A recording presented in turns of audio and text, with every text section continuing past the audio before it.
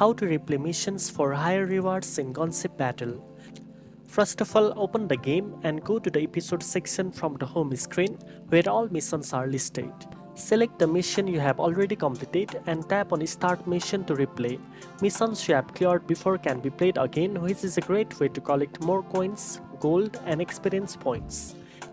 Replaying missions also helps you practice your skills and test upgraded helicopters or new weapons in real combat. Each time you replay, try to complete the mission faster and more efficiently to maximize rewards. Some missions may also have bonus objectives or allow you to earn higher scores, giving you better rewards the more you improve.